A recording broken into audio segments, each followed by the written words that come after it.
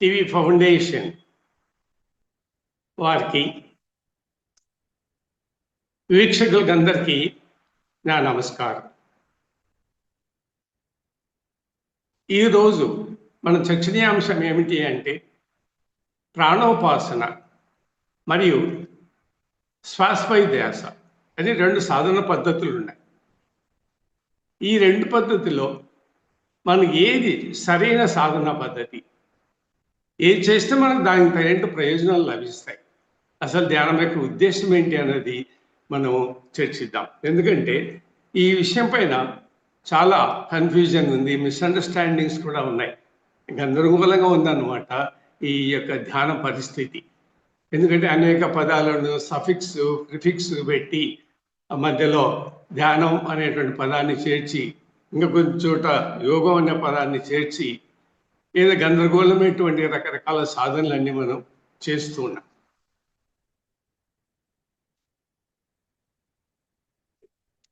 ఈ సమస్యను దృష్టిలో పెట్టుకునే ఈ టాపిక్ తీసుకోవడం అయింది. ఈ మధ్యకాలంలో చూడండి, మన సమాజంలో చూస్తున్నాం రకరకాల ధ్యాన పద్ధతులు, యోగ పద్ధతులు అమల్లో ఉన్నాయి. వేరు వేరు పేర్లు, సిద్ధాంతాలు, సాధనా విధానాలతో మనం చూస్తున్నాం. ఇందులో ఊకదంపుడు ఉపన్యాసాలు, మిడిమిడి జ్ఞానము, తర్వాత అంధవిశ్వాసాలు కూడా ఎక్కువ ఉన్నాయి. సిద్ధాంత కలహాలు, అభిప్రాయ భేదాలు కూడా కొన్ని ధ్యాన పద్ధతిలో ఉన్నాయి. శాస్త్ర ప్రమాణాలు ఏంటి, ఆచరణీయమైనటువంటి విధానం ఏంటి అని. స్వరమార్గ లేదా సుమార్గ అంటే మన సొంత మార్గాన్ని, సుమార్గాన్ని పరిపోషించడం, పరమార్గాన్ని విమర్శించడం అనేటువంటి ధోరణి కూడా మనకు సమాజంలో కనిపిస్తూ ఉంది. ఒకటి గుర్తుపెట్టుకోండి, ధ్యానము, ధ్యాన సాధన అంటే ఇది ఒక దైవ సాధనగా మీరు గుర్తించాలి. ఆధ్యాత్మిక సాధన, దైవాన్ని పొందడానికి రూపొందించినటువంటి ఒక సాధనా పద్ధతి అన్నమాట ఈ ధ్యానము అన్నది. వేరే ప్రయోజనాలకు ఉద్దేశించబడింది. ఒక దైవ సాధన, దైవాధీనమైనది, దైవ ప్రయోజనాలకు సంబంధించింది, పరాశక్తికి సంబంధించినటువంటి విషయాలు అన్నమాట. కాబట్టి ఈనాడు ఉన్నటువంటి అమలులో ఉన్నటువంటి ధ్యాన పద్ధతిలో ఏకీభావ స్థితి లేదు, భిన్నత్వాలు ఉన్నాయి, రకరకాల పద్ధతులు ఉన్నాయి, యూనిఫార్మిటీ లేదు, ఏకీభావ స్థితి లేదన్నమాట. కాబట్టి వీటన్నిటిని దృష్టిలో పెట్టుకొని మనకున్నటువంటి ప్రధానమైన సాధనాలు ఏంటంటే ప్రాణోపాసన, ప్రాణమును ఉపాసించడం అని. చాలా మందికి ప్రాణోపాసన అంటే ఏంటి, ప్రాణ ధ్యానం అంటే కూడా తెలియదు, ఈ పదాన్ని కూడా ఉపయోగించారు. కానీ ఎక్కువ ప్రచారంలో ఉన్నది ఏంటంటే శ్వాసమైన ధ్యాస లేదా ప్రాణాయామం అన్నటువంటి పదాలు మనకు ఎక్కువ వినిపిస్తూ ఉంటాయన్నమాట. కాబట్టి ఈ ప్రాణోపాసన అంటే ప్రాణధ్యానం అంటే ఏంటి, శ్వాసమైన ధ్యాస అన్నటువంటి ధ్యానం ఏంటి, ఈ రెండింటికి డిఫరెన్సెస్ మనము కనుక్కోవాలి. మొట్టమొదటి మనం గుర్తించవలసిన విషయం ఏంటంటే అసలు యోగం అంటే ఏంటి, ధ్యానం అంటే ఏంటి, ఈ రెండింటి యొక్క వ్యత్యాసాలు ఏమిటి అనేది గ్రహించాలి. యోగం అన్నది ఒక సంస్కృత పదం. దీనికి భావం ఏమేంటంటే కలయిక, ఐక్యం అని. అంటే జీవ బ్రహ్మైక్య రాజయోగము అంట, జీవేశ్వరుల కలయిక అంట, శివైక్యము అంట. అంటే జీవాత్మ పరమాత్మను అనుసాధించడమే ధ్యానం యొక్క ప్రధాన ఉద్దేశం. మిగతా ఏ ఉద్దేశాలు కారణాలు కాదు. ఎందుకంటే ఇది మోక్ష సాధన, మోక్షాన్ని పొందనేకి, పరమాత్మను పొందనేకి ఆచరించేటువంటి ఒక సాధనా విధానం అన్నమాట ధ్యానం అన్నది. అంటే తత్వాన్ని చేరడానికి ఉపయోగపడేటువంటి ఎట్టి ఆధ్యాత్మిక సాధన అయినా సరే దాని ధ్యానము అంటాం. దాని ఫిక్స్డ్ లిమిట్, పరిమితి, నిర్దిష్టం లేదన్నమాట. ఏ సాధన ఏ పేరు పెట్టుకున్నా సరే దానికి ఉద్దేశం ఏమై ఉండాలంటే జీవాత్మ పరమాత్మల ఐక్యానుసంధానం, అంటే జీవన్ముక్తి, మోక్షం పొందడానికి ఉపయోగపడేట్టుగా ఉండాలి. అది జీవాత్మ పరమాత్మ రెండు ఐక్యం కావాలి. ఈ రెండు శరీరంలోనే జరుగుతాయి. మోక్షం అంటే అదే మీనింగ్, జన్మరాహిత్యం అంటే అదే మీనింగ్. కాబట్టి జీవాత్మ పరమాత్మ రెండింటిని ఐక్యం చేయాలన్నమాట. అది ఎట్టి సాధన అయినా సరే, ధర్మార్థ కామ మోక్షాలు అంటాం, సమాధి స్థితి అంటాం. ఈ స్థితిలో మనం అచీవ్ చేయాల్సింది అంటే మోక్షాన్ని పొందడము, జీవాత్మ పరమాత్మల యొక్క ఐక్యము అనుసంధానం చేయడము, తన కర్మదోషాలను పోగొట్టుకోవడము, పునర్జన్మ లేకుండా చేయడము, ఆత్మ సాక్షాత్కారాన్ని పొందడము అన్నది ప్రధానమైనటువంటి అంశాలు అన్నమాట యోగ శాస్త్రంలో. ఈ యొక్క పద్ధతిని దీని కొరకు రూపొందించబడింది. వేరు ప్రయోజనాలకు, వేరు కర్మలకు, కర్మానుష్ఠాలకు వేరు సాధనా పద్ధతులు ఉన్నాయి. వాటిని మనం ఉపయోగించుకోవచ్చు. కానీ ఇక్కడ యోగం అనేటువంటి పదం చాలా పవిత్రమైనటువంటి భావం ఉంది. దాని ఉద్దేశం ఏంటంటే మోక్షం పొందడమే, ఆత్మానుభూతి, ఆత్మ విచారణ, ఆత్మ పరిశీలన, స్వీయ అనుభవం, స్వీయ ఆత్మ సాక్షాత్కారం. ఇది ప్రధాన ఉద్దేశం అన్నమాట యోగ శాస్త్రంలో ఉండేది. ఇంకపోతే ధ్యానం అంటే ఏంటి? ధ్యానం అనేది ఒక అంతర్గత సాధన, శరీరం లోపల అంతర్ముఖంలో జరిగేటువంటి సాధన, బాహ్యక్రియ కాదు.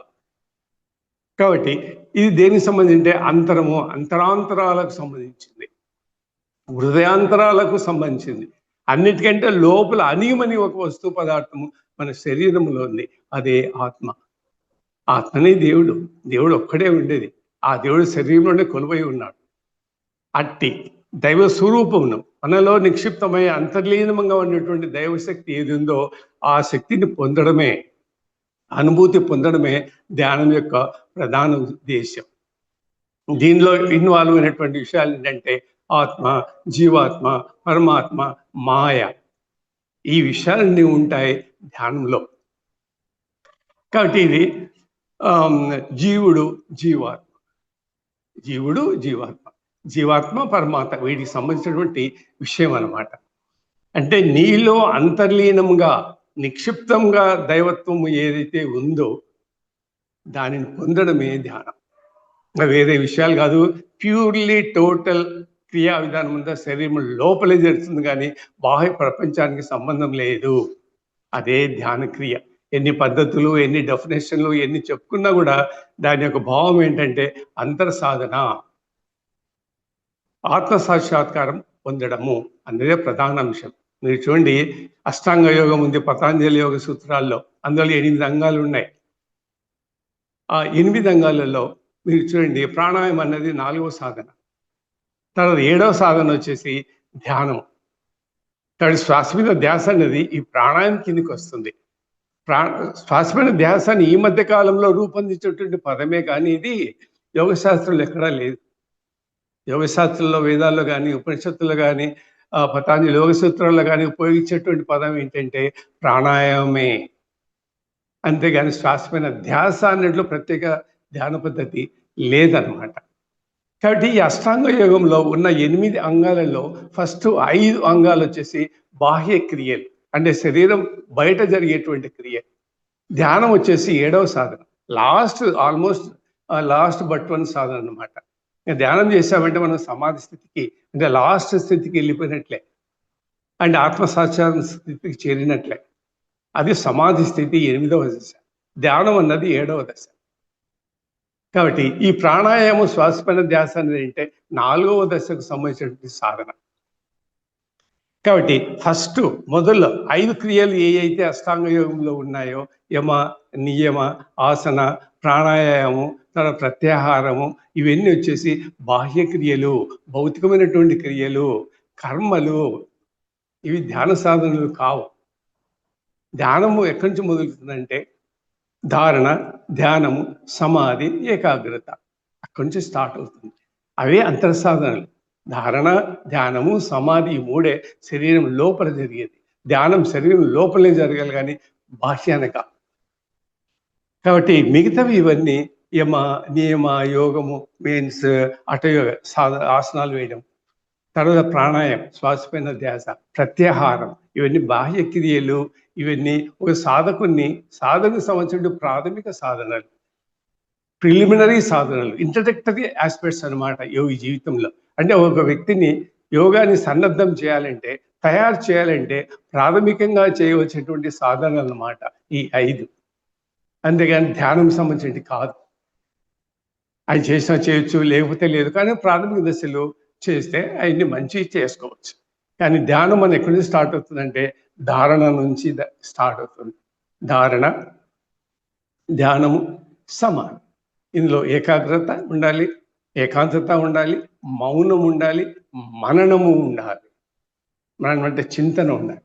ఈ ఆస్పెక్ట్స్తో కూడిందే ఈ యొక్క ధ్యానము అన్నటువంటి పద్ధతి. మరి ప్రాణం అంటే ఏంటి? ప్రాణము శ్వాస ఒకటేనా? ఈ రెండు వేరు వేరు. ఏది ముఖ్యమైనది, ఏది ముఖ్యం కానిది ఇందులో? మరి మన జీవితంలో ఏ సాధన చేయాలి? చెప్పాను మీకు మొదలే, ధ్యానం అంటే పరమాత్మ సాధన, ఒక దైవ సాధన. దీనికి సంబంధించిన విషయాలన్నీ అంతర్గతమైనవి, అంటే శరీరం లోపలే జరిగేటువంటి క్రియలు. దానికి సంబంధించినటువంటి ఎట్టి సాధన చేసుకోవచ్చు, పేరు ఏదైనా పెట్టుకోవచ్చు. ఇప్పుడు యోగం అంటే చూడండి, భగవద్గీతలో 18 అధ్యాయాలలో 18 యోగ పద్ధతులు చెప్పాడు. కాబట్టి అన్ని వేరు వేరు భాగాలన్నమాట, అంతే. అంత మాత్రం అన్ని వేరు వేరు యోగాలని కాదు, ఒకే యోగంలో వేరు వేరు భాగాలు, అంతర్భాగాలు అన్నమాట. ఆ మాదిరిగా ధ్యానం అనేది ఒక దైవ సాధన. ప్రాణము, ప్రాణోపాసన అంటే ఏంటంటే, ప్రాణం అంటే ఏంటి? ప్రాణం అంటే జీవశక్తి, ప్రాణశక్తి. దీని ఇంగ్లీష్లో లైఫ్ ఫోర్స్ అంటారు. ఒక ఎనర్జీ, శక్తి అన్నమాట, యూనివర్సల్ ఎనర్జీ. ఇది ప్రాణానికి, శరీరానికి ఆధారమైందన్నమాట. అది లేకపోతే శరీరం నిలవదు, పడిపోతుంది, వాలిపోతుంది. అదే మరణించేందుకు సూచన అన్నమాట. ఈ ప్రాణాన్ని మనం వేరే అర్థాలతో చెప్పినట్లయితే బ్రహ్మ అని అర్థం, ఆత్మ అని అర్థం, లేదా దేవుడు అని అర్థం. కాబట్టి ప్రాణం అంటే ఏంటి? పరమాత్ముడు అని. బ్రహ్మాత్మ అంటాం.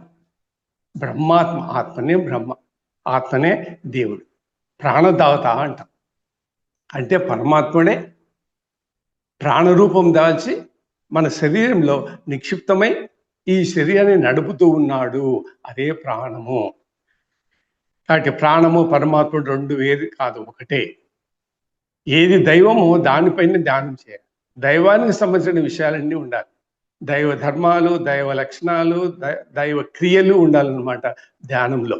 అవి కాక మిగతావన్నీ ఏం చేసినా కూడా అవి ధ్యానం కిందకి రావు. ఏదో కార్యక్రమం చేసుకోవచ్చు పేరు చెప్పుకొని, కానీ ధ్యానం కాదు, ధ్యాన ఫలితాలు మనకు లభించవు.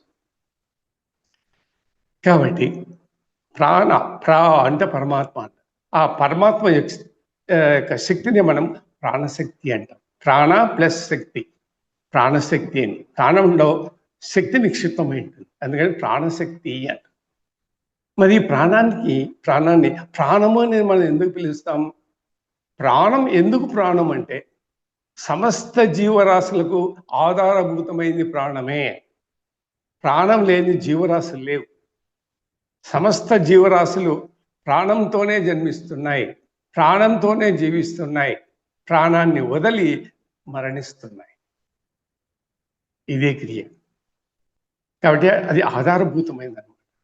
కాబట్టి ప్రతి వ్యక్తి యొక్క ప్రాణం ఏదైతే ఉందో, సమస్త జీవరాశుల యొక్క ప్రాణమే పరమాత్మని యొక్క ప్రాణం. పరమాత్మకి ప్రాణం ఏది? అతని ప్రాణమే మనలో అందరి శరీరంలో నిక్షిప్తమై ఉందన్నమాట. కాబట్టి అందరి ప్రాణమే పరమాత్మని యొక్క ప్రాణం. ప్రాణం యొక్క ప్రాణము ప్రాణమే, ప్రాణానికి ప్రాణం ప్రాణమే. కాబట్టి ఇది ఒక ప్రైమరీ ఎనర్జీ అంటాం అన్నమాట. మన శరీరానికి ఒక ప్రైమరీ న్యూట్రిషన్ అన్నమాట. న్యూట్రిషన్ ఎన్నో మనం తింటూ ఉంటాం, శరీరంలోకి పోతూ ఉంటాయి.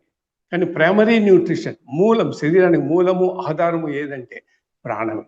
ఆ ప్రాణం పరమాత్ముడే, అదే ఆత్మ. ప్రాణము ఆత్మ రెండు వేరు కాదు, బ్రహ్మ ఆత్మ రెండు వేరు కాదు, జీవాత్మ ప్రాణం వేరు కాదు. ఇవన్నీ ఒకటే, ఒకదాని యొక్క రూపములే. ఒకే దైవము, దైవశక్తి ప్రాణరూపం దాల్చి శరీర యొక్క కర్తవ్యాలను, ధర్మాలను నిర్వహిస్తూ ఉంటుంది. కాబట్టి ఈ శరీరం పని చేస్తుందంటే దాని మూలం దైవమే, పరమాత్ముడే. ఈ ప్రాణాన్ని రెండు రకాలుగా విభజన చేయడం అయింది. ఒకటి ముఖ్య ప్రాణము, రెండోది ప్రాణాయామం. ముఖ్యమైన ప్రాణం పరమాత్మ, ఆత్మ లేకపోతే బ్రహ్మ. రెండో ప్రాణం వచ్చేసి ప్రాణాయామం. ప్రాణ ఆయం, ఆయం అంటే నియంత్రణ, నియంత్రించుట అని, అంటే క్రమబద్ధీకరించుట అని. దాన్ని ప్రాణాయామము అంట. ప్రాణాన్ని నియంత్రించడము అని. అదే ప్రాణవాయువు. ప్రాణం వేరు, ప్రాణవాయువు వేరు. ఈ ప్రాణవాయువునే మన వేదాల్లో కానీ, ఉపనిషత్తుల్లో కానీ, యోగ శాస్త్రంలో కానీ మనం ప్రాణాయామము అంటాం. ఆయం అంటే నియంత్రించడము, అంటే వాయువును నియంత్రించడము అని. ఎందుకంటే కొద్దిమంది శ్వాస సరిగ్గా తీసుకుంటూ ఉంటారు. ఒక నాసికారంధ్రం పనిచేస్తుంది, ఇంకోటి పని చేయదు. ఓమా రెండు పని చేయవు, నోటి ద్వారా పీల్చుకుంటూ ఉంటాం. ఇట్లా రకరకాల మన శ్వాస ప్రక్రియలో డిఫెక్ట్స్ ఉంటాయన్నమాట. వాటిని క్రమబద్ధీకరించి ఒక పద్ధతిలో శ్వాస పీల్చుకోవడము అని. దాని శ్వాస నియంత్రణ అంటారు. ఈ శ్వాస నియంత్రణలో దైవం కానీ, దైవ ధర్మాలు కానీ, దైవ లక్షణాలు కానీ, దైవ సాధనలు కానీ, దైవ జ్ఞానం కానీ ఉండదు. ఇదొక బాహ్య క్రియ, కర్మ. శరీరం బాహ్యంగా జరిగేది. శ్వాస పీల్చుకోవడం కానీ, వదలడం కానీ బాహ్యంగా జరుగుతుంది. ఒక్క మాన శ్వాస లోపిపోయిన తర్వాత దాని యొక్క గతి గమనాలు ఏంటి మనం ఏమైనా గమనిస్తున్నామా? ఎవరు గమనించడం లేదు. ఇప్పుడు పీలుస్తాం, గాలిని వదిలేస్తాం, ఇంకో మారు కుంభకం పడతాం, పీల్చుకోవడం కొద్దిసేపు బయట, అంతే. ఒక్క మానది లోపిపోయిన తర్వాత దాని మార్గం ఏంటి, క్రియా విధానాలు ఏంటి, ఏం చేస్తుంది, ఎలా డిస్ట్రిబ్యూట్ అవుతుంది శరీరంలో అన్ని భాగాలకి, మరి ఆల్రెడీ శరీరంలో ఉండేటువంటి ఈ పంచప్రాణాలు ఏంటివి, ఇదంతా చాలా రహస్యమైన విద్య. ఆ శరీరం లోపల తెలుసుకోవాలి. వాటిని తెలుసుకుంటున్నామంటే మనం పరమాత్మను తెలుసుకున్నట్లే. పరమాత్మను తెలుసుకున్నామంటే ఈ శ్వాస రహస్యాలు మనకు తెలిసినట్లే. అయితే ఇది బాహ్య సాధన, ఒక కర్మ, ఒక క్రియ, అంతే. అంతర సాధన కాదు. కాబట్టి యమం కానీ, నియమం కానీ, ఆసనం కానీ, ప్రాణాయామం కానీ, ప్రత్యాహారం కానీ, ఈ 5 బాహ్య సాధనలే. బాహ్యంగా జరిగేటువంటి సాధన ధ్యానం కాదు. శరీరం అంతరంలో జరిగేటువంటి ధ్యాన సాధన. అవి మనకు ధారణ నుంచి మొదలవుతాయి. ధారణ, ధ్యానము, సమాధి. ఇందులో మనకు ప్రధానమైన క్రియలు ఏంటంటే ధ్యానంలో ఏకాగ్రత ఉండడం, ఏకాంతం ఉండడం, మౌనంగా ఉండడం, చింతన మననము ఉండాలి. చింతన మననం దేని గురించి? ఆత్మపైన చింతన మననము ఉండాలి. ఈ క్రియలతో కూడిందే ధ్యాన వ్యవస్థ. ఇంకా దీనిపై ఎన్నో అర్థాలు, భావాలు, మీనింగ్లు మనం ఆపాదించుకోవచ్చు. ముఖ్యం ధ్యానం యొక్క ఉద్దేశం ఏంటంటే పరమాత్మను పొందడమే. స్వీయ విచారణ, స్వీయ పరిశీలన. స్వీయ అంటే సెల్ఫ్, సెల్ఫ్ అంటే ఆత్మ. కాబట్టి స్వీయ విచారణ, స్వీయ పరిశీలన, స్వీయ అనుభూతి, స్వీయ సాక్షాత్కారం, ఇట్లా రకరకాల పదాలతో మనం చెప్పుకోవచ్చు. స్వీయ సాక్షాత్కారం అంటే మన ఆత్మను మనం దర్శించుకోవడం. జీవాత్మ పరమాత్మల ఐక్యానుసంధానాన్ని పొందాలి. మనం జీవాత్మను పరమాత్మ ఐక్యం చేయించాలి. అదే క్రియ, ధ్యానంలో జరిగేటువంటి క్రియ. టోటల్గా అంతర్ముఖం, శరీరం లోపలనే జరుగుతుంది, బయట జరగదు. బయట జరిగింది బాహ్యము, కర్మ. దాన్ని మనము ధ్యానము అంటాం. కాబట్టి చూడండి, తల్లి గర్భంలో జీవాత్మ ప్రవేశిస్తుంది. జీవాత్మ ప్రాణంతోనే తల్లి గర్భంలోకి ప్రవేశిస్తుంది. 9 నెలలు ప్రాణంతోనే జీవిస్తుంది. కానీ తల్లి గర్భంలో ఉండేటువంటి శిశువు శ్వాస పీల్చదు, శ్వాసతో సంబంధం లేదు, శ్వాస పైన ఆధారపడదు. అదే మరి చూడండి, తల్లి గర్భంలోంచి బయటకు వచ్చిన తర్వాత, ఈ సృష్టిలోకి ప్రవేశించిన తర్వాత శిశువు శ్వాస పీల్చదు. మొదటి శ్వాస ఎప్పుడు పీలుస్తుంది శిశువు? అప్పుడప్పుడే జన్మించేటువంటి శిశువు మొదటి శ్వాస పీల్చాలి కదా, కానీ పీల్చదు. ఎందుకు? శిశువుకి ఆ శక్తి లేదు. అప్పటికంగా ఇంద్రియాలన్నీ పూర్తిగా శరీరంలో ఏర్పడి ఉండవు. కుండలిని ప్రారంభించిన తర్వాత కుండలిని ఫస్ట్ శ్వాస పీల్చుకుంటుంది అనమాట. కుండలి శక్తితోనే శిశువు ఫస్ట్ శ్వాస పీల్చుకుంటుంది. కాబట్టి శిశువు కావాల్సింది కూడా శ్వాస కాదు, ప్రాణం ఇంపార్టెంట్. ప్రాణం ఉంటేనే జన్మిస్తుంది, లేకపోతే జన్మించదు. శ్వాస లేకపోయినా జీవించగలదు. ఆ సృష్టి విధానం, నిర్మాణం అన్నమాట. ఆ విధంగా సృష్టి క్రియ జరిగిందనమాట శ్వాసకు, ప్రాణానికి. అదే మాదిరి ఈ శరీరానికి జీవం పోసింది ప్రాణమే. ఈ శరీరానికి జీవనం ప్రాణమే, శ్వాసగా. కాబట్టి ఈ శరీరము భౌతికమైనది, జడమైంది. జీవనము, ప్రాణము, జీవోపాధి కల్పించింది ప్రాణమే.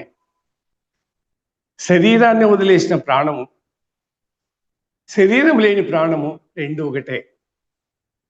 ఒక వ్యక్తి మరణించిన తర్వాత మనం చేసేటువంటి విచారణ డెత్ సమయంలో ఏంటంటే ప్రాణాన్ని గురించే. ఒక వ్యక్తి మరణించినట్లయితే మనం ఏమంటాం? ప్రాణం పోయింది అంటాం. ప్రాణమే పోతుంది. కాబట్టి ఈ శరీరంలో ఉండే అన్ని తత్వాలు నశించిపోయిన తర్వాత శరీరంలో శేషించి మిగిలి ఉండేది ప్రాణమే. కాబట్టి మనతో పాటు చివరి వరకు మన శరీరంతో ఉండే ఎవరు అంటే ఒక ప్రాణమే మనకు తోడుగా ఉంటుంది అన్నమాట. భౌతిక శరీరము, ప్లస్ ప్రాణం, ఈ రెండింటి యొక్క సంయోగంతోనే మనకు శరీరం ఏర్పడుతుంది. అంటే చేతనాయుతమైనటువంటి క్రియాశీలకమైనటువంటి శరీరం ఏర్పడుతుంది. ఈ ప్రాణం భౌతిక శరీరానికి లేకపోతే ఈ శరీరం కూడా భౌతికమే, జడమైనదే. ప్రాణం లేకపోతే ఈ శరీరం ఒక డెడ్ బాడీ, ఒక పీనుగ శరీరంతో సమానం. కాబట్టి ప్రాణ సంయోగంతోనే భౌతిక శరీరానికి మనకు చైతన్యం కలుగుతుంది. శరీరం చైతంగా ఉంది అంటే దానిలో ప్రాణం ఉన్నట్లే. ప్రాణం లేకపోతే శరీరం పీనుగ శరీరం అయిపోతుంది. అంటే ప్రాణమే మనకు ముఖ్యమైనది. ప్రాణం ఉంటేనే శ్వాస పీలుస్తాం, లేదా శ్వాస పీల్చలేం. శ్వాస కాదు ప్రధానమైంది, మనకు ప్రాణం ప్రధానమైనది. మన ప్రాణభీతి ఉంది కానీ శ్వాసభీతి లేదు. ఎందుకు మనం ప్రాణం అంటే భయపడతాం, మనం శ్వాస అంటే భయపడ్డాం. శ్వాస అంటే కావాల్సినంత గాలి ఉంది, ఎందుకు భయపడ్డాం? కానీ ప్రాణం పోతుందని భయం. ప్రాణం నీ చేతిలో లేదు, ప్రాణం పరమాత్మ. కాబట్టి ప్రాణమే ప్రధానం మనిషికి. మరి ఇంత గాలి ఉంది, ఇంత శ్వాస ఉంది, ఎయిర్ వాయువు ఉంది, మన మనిషి ఎందుకు చనిపోతున్నాడు? శ్వాస లేక కాదు, వాయువు లేక కాదు, ప్రాణం లేక మనిషి చనిపోతున్నాడు. ఆ ప్రాణం లేకపోతే మనం శ్వాసనే పీల్చలేం. మనం శ్వాస పీలుస్తున్నా ఉండే లోపల ప్రాణం ఉంది కాబట్టి శ్వాస పీలుస్తున్నాం, లేకపోతే శ్వాస పీల్చలేం. కాబట్టి ఈ రెండింటిలో ముఖ్యమైనది ఏంటంటే ప్రాణమే. ప్రాణమే పరమాత్మ. ప్రాణం పోతూనే శ్వాస కూడా ఆగిపోతుంది. అది సృష్టి విధానం అన్నమాట. ఎందుకు ప్రాణము దేవుడని గుర్తించాలి. ధ్యానంలో అంతర్గత ఉన్న శక్తులలో, సూక్ష్మ శక్తులలో ప్రాణం కూడా ఒకటి. ఉదాహరణకు కుండలిని, ఆత్మ, జీవాత్మ, మాయ, చక్రాలు చూసారా. తర్వాత ప్రాణము, ఎన్ని సూక్ష్మ శక్తులు, ఇవన్నీ దైవ స్వరూపాలు, దైవ ధర్మాలతో కూడినది. ఒకే ఆత్మ అనేక రూపాలలో ఉండి శరీరంలో నిక్షిప్తమై ఈ శరీరాన్ని నిర్మించి పరిపాలన చేస్తూ చైతన్యవంతంలో ఉంచుతుంది అన్నమాట. ఈ శరీరానికి ఆకర్షణ శక్తి, చలన శక్తి, తేజశక్తి, ఆ శక్తిని మనకు ప్రాణంతోనే శరీరానికి వస్తున్నాయి కానీ శ్వాసతో కాదు. ఎందుకంటే శ్వాస పరమాత్ముడు కాదు, ప్రాణమే పరమాత్మ, ప్రాణమే ఆత్మ, ప్రాణమే దేవుడు. అందుకనే ధ్యానం అనేది అంతర్గతమైనది. అందుకే శ్వాసమైన ధ్యాస, దృష్టి అన్నది ధ్యాన పద్ధతి కాదు, ధ్యాన శాస్త్ర ప్రమాణం కాదు. కావాలంటే చేసుకోవచ్చు, ఎన్నో పద్ధతులు ఉన్నాయి. ఈ శరీరంలో 96 తత్వాలు ఉన్నాయి. ఈ 96 తత్వాలు ఏ సాధన, ఏ తత్వం పైన పడే ధ్యానము, యోగాలు చేసుకోవచ్చు. మళ్ళీ ప్రయోజనం ఏంటి? ధ్యానం యొక్క ఉద్దేశం ఏంటి? ఏం సాధించాలి? దాని కొరకు ధ్యానం చేయాలి. కానీ ఏదో ఒక 96 భౌతిక తత్వాలను, కర్మలను పట్టుకొని ఏదో ఒక పేరుతో ఈ ధ్యానం చేస్తున్నా, ఆ ధ్యానం చేస్తున్నా, యోగం చేస్తున్నారంటే waste of time, waste of efforts. We have short time, life time. మనం సాధించవలసినటువంటి ఫలితాలు ఏంటివి, ఏం సాధించాలి అన్నది ప్రధానమైనటువంటి ప్రశ్న. కాబట్టి ధ్యానం అంటే ఒక దైవ సాధనే కానీ శరీరానికి సంబంధించినటువంటి క్రియలు కావు. అంటే ఆ క్రియలు అంతరమైనదా కాదా అని మనము గ్రహించాలన్నమాట. ఇట్లా మనం ఆలోచించుకుంటే పోతే కనుక మనకి ఈ శరీరంలో ప్రధానమైనటువంటి వస్తువు ప్రాణమే. అంతేకాదంగా మీరు చూడండి, కుండలిని చైతన్యం చేసి, జాగృతం చేసి, దాన్ని ఊర్ధముఖంగా పైకి నడిపించేటువంటి శక్తి ప్రాణమే. మన శరీరంలో ఉన్నటువంటి ఓజస్సు, వీర్యాన్ని అభివృద్ధి చేసేటువంటి శక్తి ప్రాణమే. నీ శరీరం అంతర్గతంగా ఉన్నటువంటి శక్తులకు మేల్కొలుపులు, అంతర్ పరివర్తన, ఆత్మ పరివర్తన, ప్రేరణా శక్తి మన దేని నుంచి లభిస్తుంది? ప్రాణంతోనే లభిస్తుంది. ఊరి కళ్ళు మూసుకొని కూర్చోండి, మనకేం డెవలప్మెంట్ కాదు. ఉన్న అంతర్గత శక్తులను మేల్కొలుపులు చేయాలి. మేల్కొలుపు అంటే యాక్టివేట్ చేయాలి. అంతర్ పరివర్తన రావాలి, ఆత్మలో పరివర్తన రావాలి. గంటలు ధ్యానం చేస్తున్నామని కాదు. A lot of work is to be turn out with in the body.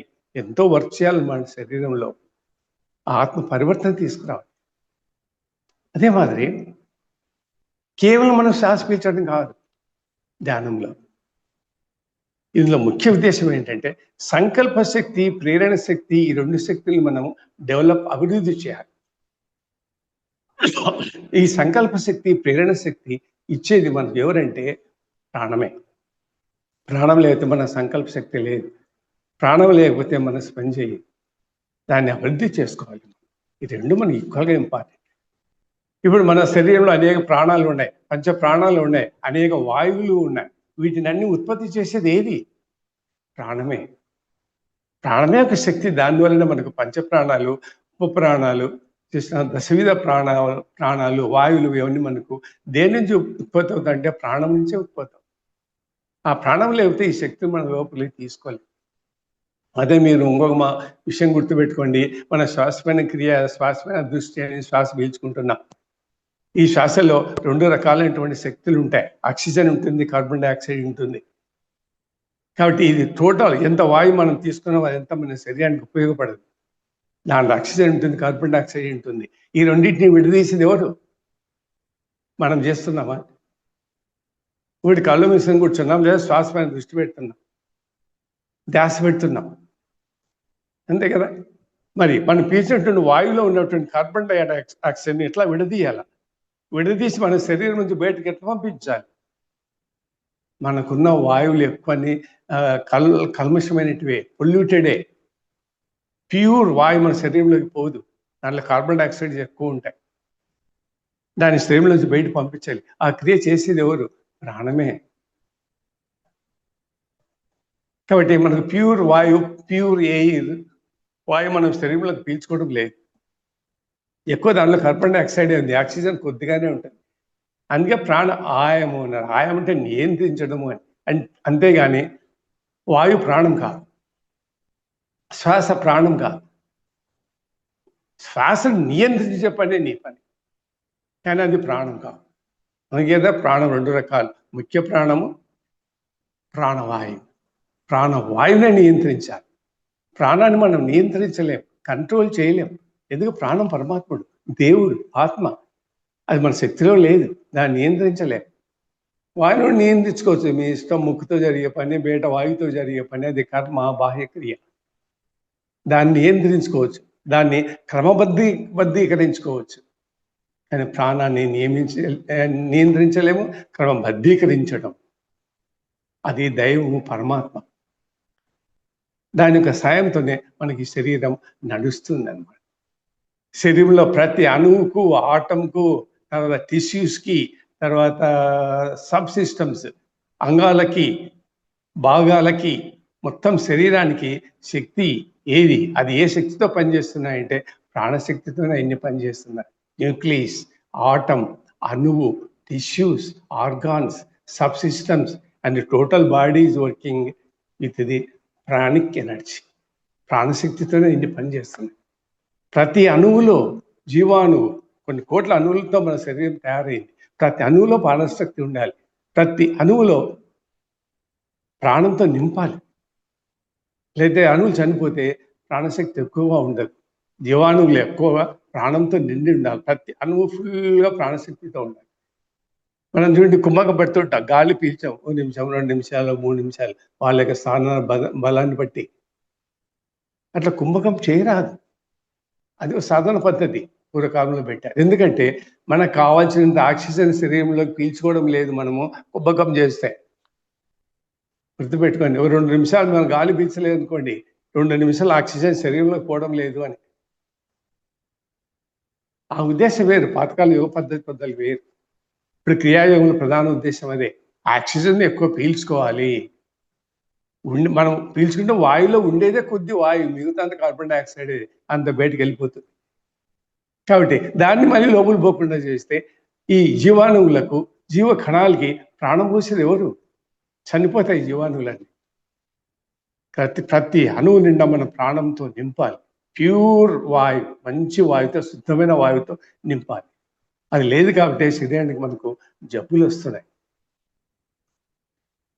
కాబట్టి ఈ యొక్క ప్రాణ అంటే ఆక్సిజన్ కార్బన్ను విడదీసేటువంటి శక్తి ప్రాణానికి మనకు లేదు. మనం శ్వాస పీలుస్తున్నాము, కార్బన్ డైఆక్సైడ్ బయటకు వదిలేస్తున్నాం.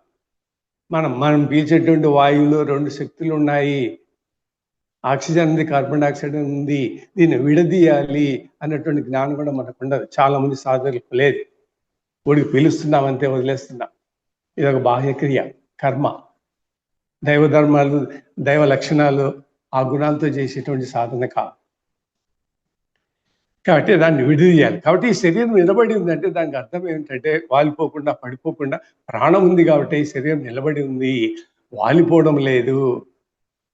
ఎందుకంటే ప్రాణమే, శ్వాస లేక కాదు. శ్వాస లేకపోయినా, శ్వాస పీల్చుకోకపోయినా సరే నీ శరీరాన్ని నువ్వు నిలబెట్టొచ్చు. ఎందుకంటే వాయుబంధం అనేటువంటి విధానం ద్వారా యోగులు పూర్వకాలంలో కూడా ఈ శ్వాస పీల్చుకోకుండా బతికారు. చాలా ఏళ్ళు బతికారు. శ్వాస నియంత్రణ అంటే పంచభూతాలపైన ఆధారపడకుండా జీవించారు. అంటే గాలి, నీరు, వాయువు ఇవన్నీ ఏమీ లేవు, వేడి వీటితో సంబంధం లేకుండా జీవించారు యోగ శక్తి వలన. ఇవన్నీ భౌతిక సాధనలు చేసుకోవచ్చు, దైవానికి సంబంధించి కాదు. అయినా సాధించామంటే అది వేరే పర్పస్ కొరకు సాధించుకుంటారు, డైరెక్ట్గా దైవానికి సంబంధించి కాదు. మనం ఏం చేయాలి, డైరెక్ట్ పరమాత్మ సంబంధం పెట్టుకోవాలి. మొత్తం శరీరం అంతా యోగ సాధనే. కొన్ని వందల పద్ధతులు ఉన్నాయి ఆ సాధన చేసుకోవడానికి. 96 తత్వాలు ఉన్నాయి. 96 తత్వాల యోగాలు ఉన్నాయి. అవన్నీ చేసుకుంటే కూర్చుంటే ఎట్లా? అవన్నీ పరిశోధనలో వెల్లడే శరీరాన్ని పరిశోధించి యోగులు బయటకి తీసుకొచ్చుంటే జ్ఞానం అన్నమాట. ఏది చేసినా సరే మన ధ్యేయం దైవ సాధనే. దైవ సాధనే దైవాధీనమైంది. ఆత్మసాక్షాత్కారం పొందడానికి ఉపయోగపడాలి, మోక్షాన్ని పొందడానికి ఉపయోగపడాలి, కర్మ వాసనలను నశింపచేయాలి, పునర్జన్మ లేకుండా చేయాలి. అయ్యే మన కర్తవ్యాలు యోగంలో, ధ్యానంలో. కానీ మిగతా లౌకిక ప్రయోజనాలకు సంబంధించినవి. ఆ లౌకిక ప్రయోజనాలు పొందడానికి ఎన్నో సాధన పద్ధతులు ఉన్నాయి. అది లౌకికమైంది. మనకు లౌకికం లేదు, మనకు కావాల్సిన ఆధ్యాత్మికమే. ఆధ్యాత్మికం అంటే ప్యూర్ అంతరంగమే. శరీరంలో ఉండేదంతా అంతరంగం, అదే దైవికం. అదేదా మనం సూక్ష్మము అంటాం, సూక్ష్మ శక్తులు అంటాం. ఆ శక్తులే మనకు కావాల్సింది. దీనికి మానసిక సాధన అంటాం ధ్యానాన్ని. మానసికం అంటే సూక్ష్మమైన అని. శరీరంలో అత్యంత సూక్ష్మమైన వస్తు పదార్థాలు ఏంటి అంటే మనస్సు, ఆత్మ. అత్యంత సూక్ష్మమైనటువంటి పదార్థాలు. అందుకని మానసిక పూజ, మానసిక ధ్యానము అంటాం. మానసికం అంటే అత్యంత సూక్ష్మమైనటువంటివి. ఆ రెండే మనస్సు కానీ ఆత్మ కానీ. ధ్యానం అంతా totally depend on these 2 words, మనస్సు, ధ్యానం. మనసు నశింప చేయాలి. అప్పుడు శరీరంలో మిగిలి ఉండేది ఆత్మ ఒకటే. ఆ ఆత్మను దర్శించుకోగలుగుతాం. ఎప్పుడైతే మనస్సు, ఆత్మ రెండు శరీరంలో ఉంటాయో అప్పుడు నీకు ఆత్మ కప్పబడి ఉంటుంది, ఆత్మ బంధింపబడి ఉంటుంది మనస్సుతో. మనస్సు చంచలమైందనమాట. ఈ మనస్సును, ఆత్మను రెండు విడతీయాలి. లేదంటే ఈ మనసును ఆత్మలో కలిపేయాలి. లేదంటే ఈ మనస్సు నుండి ఆత్మజ్ఞానంతో నింపేయాలి. లేదా ఈ మనసును ఆత్మ చుట్టూ ప్రదక్షిణ చేయించాలి. దాన్ని ఆత్మ ప్రదక్షిణ అంటాం. గుడి చుట్టూ, విగ్రహం చుట్టూ కాదు మనం ప్రదక్షిణ చేయాల్సింది, ఆత్మ చుట్టూ ప్రదక్షిణ చేసుకోవాలి. ఆత్మలో కదిలే కదలికలు ఏమున్నాయో ఆ కదలికలను గమనించాలి ధ్యానంలో. శరీర కదలిక కాదు, భౌతిక కదలికలు కాదు, స్పర్శ కాదు. ధ్యానంలో దృశ్యము లేదు, శబ్దము లేదు, స్పర్శ లేదు, రసం లేదు, గంధము లేదు. పంచ తన్మాత్రలతో మీకు సంబంధమే లేదు. పంచ తన్మాత్రలతో మనం చేస్తున్నామంటే అవన్నీ కర్మలే. దానికి బానిస అయిపోతాము, ధ్యేయాలను సాధించలేము. దాన్ని ముడిపెట్టే మనము ముందుకు వెళ్తూ ఉండాలి. కాబట్టి శ్వాసపణము శిశువు పుట్టిన తర్వాత, బాహ్య ప్రపంచంలోకి శిశువు తల్లిగర్భం నుంచి వచ్చిన తర్వాత మొదటి శ్వాసతో జీవనం స్టార్ట్ అవుతుంది. అంత ముందే శిశువు యొక్క శరీరం లోపల ప్రాణం ఉంది. అదే ప్రాణం తనంతకు దాన్ని విడిపోయి 5 భాగాలలో ఉంటుంది అనమాట. దాన్ని పంచప్రాణాలు అంటాం. ఒక ప్రాణం తనంతకు దాన్ని విడిపోయింది. ఏ ప్రాణం? ముఖ్య ప్రాణం. ప్రాణం అంటే మనం ముఖ్య ప్రాణం అని అర్థం చేసుకోవాలి. రెండో ప్రాణం అంటే ప్రాణాయావు, శ్వాస పైన ధ్యాస అన్నది. కాబట్టి ఇక్కడ ప్రాణం అంటే కేవలం ఉన్నటువంటి ప్రధాన వస్తువు, దానిపైన కేంద్రీకరించాలి. కాబట్టి దాన్ని మనం 5 రకాల ప్రాణాలు అంటుంటాం, పంచ ప్రాణాలని. ప్రాణము, అపాన ప్రాణము, ఉదాన వాయువు, సమాన వాయువు అని పేరుతో పిలుస్తుంటాం. పంచ ప్రాణాలు. ఈ పంచ ప్రాణాలు మళ్ళీ తమంతకు తాముగా విభజన చేసుకొని ఉప ప్రాణాలుగా తయారవుతాయి. అందుకే మనకు టోటల్ ప్రాణాలు శరీరంలో ఉండేది 10. దీన్ని మనం దశవిధ ప్రాణాలు అంటాం. ఆ ఉప ప్రాణాలే మనము కూర్మ, కృకుర, నాగ, ధనుంజయ అనేటువంటి పేర్లతో పిలుస్తుంటాం. ఇట్లా ఈ ప్రాణం ఒకటే ప్రాణము 10 విధాలుగా విడిపోయి 10 క్షేత్రాలలో అంటే 10 ప్రదేశాలలో ఈ ప్రాణం ఉండి ముఖ్య ప్రాణము ఈ శరీరాన్ని నడిపిస్తూ ఉంటాం. శాశ్వతంగా శరీరం నడిచేది. శరీర కర్తవ్యాలు నిర్వహించేది ఏదంటే ప్రాణమే. వాయుకు అంత శక్తి లేదు. ప్రాణం కర్తవ్యాలు నిర్వహిస్తూ ఉంటుంది అన్నమాట. అందుకే మనం దీన్ని ఏమంటున్నామంటే ప్రాణోపాసన అంటాం. ప్రాణాన్ని నియంత్రించడం కాదు, ప్రాణం పైన ధ్యాస కాదు, ప్రాణాయామము కాదు, ప్రాణోపాసన అంటే ఉపాసన చేయడము అని. ఉపాసన అంటే ఆరాధించడం, పూజించడం, గౌరవించడం, ఉన్నతీకరించడము, దైవీకరించడము, అభివృద్ధి చేయడము ప్రాణము. ఈ కార్యక్రమాలు ఉంటాయి ప్రాణోపాసనలో. శ్వాసోపాసనలో అంటే శ్వాసమైన ధ్యాసలో ఈ కార్యక్రమాలు ఉండవు. ప్రస్తావనే ఉండదు అసలు ఇక్కడ. ఆరాధించడం, పూజించడం, గౌరవించడం, దాన్ని పవిత్రీకరించడం, దాన్ని డెవలప్ చేయడం అన్నటువంటి క్రియలే మనకు శ్వాసమైన ధ్యాసలో ఉండవు, అంటే ప్రాణాయామంలో ఉండవు. ఇక్కడ ఏమంటే వాయువు నియంత్రించడమే ముఖ్యమైన ఉద్దేశం. దానికి సంబంధించిన స్కిల్స్ మనం డెవలప్ చేసుకుంటాం. అయిన భౌతిక క్రియలే, బాహ్య క్రియలే, కర్మలే, దైవ ధర్మాలు, దైవ లక్షణాలు, దైవ సాధనలు, దైవ జ్ఞానము ఉండదు. కాబట్టి ఆ ప్రాణాన్ని తెలుసుకోవాలి. ఏంటి ఆ ప్రాణం అని? ప్రాణం దేవుడు, ఆత్మ, పరమాత్మ అని తెలుసుకొని ఆరాధించాలి, ఉపాసించాలి. ఉపాసనలో ఈ కార్యక్రమాలనే ఉంటాయన్నమాట. అంటే సమీపమున, దగ్గర అని. అంటే మన జీవితము పరమాత్మకు దగ్గరగా గడుపుకోవాలి, పరమాత్మకు దగ్గరగా ఉండాలి అని అంటే. వాసం అంటే నివాసం, అంటే జీవించడము, అంటే పరమాత్మకు దగ్గరగా మనం జీవించాలి అని. అది ఉపాసన అంటే. కాబట్టి శ్వాసమైన ధ్యాస క్రియలో ప్రాణాయామాలు చూడండి, మనము పరమాత్మకు దగ్గరగా లేవు. అంటే ఆత్మ లేదు, ఆత్మ జ్ఞానము లేదు, ఆత్మ సాధనము లేవు, ఆత్మ విచారణ లేదు, ఆత్మ పరిశోధన లేదు, ఆత్మ సాక్షాత్కార సాధనము లేదు, ఆత్మ జ్ఞానము లేదు. ఓన్లీ శ్వాసపైన దృష్టి లేదా ధ్యాస అంటాం, గమనించడం అంటాం. ఎందుకు గమనిస్తాం శ్వాసను? ఇక్కడ అంశుడు ఉంటాడు, ఆసారంధకం దగ్గర అంశుడు ఉంటాడు. వాడు గాలి పీలుస్తుంటాడు. ఆ గాలి పోయేటప్పుడే మనం లోపలికి తెలుస్తుంది, కానీ తర్వాత మనకు తెలియదు. ఆ శ్వాస ముక్కులకు పోకముందు కూడా మనకు తెలియదు. అక్కడ స్పర్శతం మనకు తెలుస్తుంది, హంసుడు గాలి పీలుస్తున్నాడు.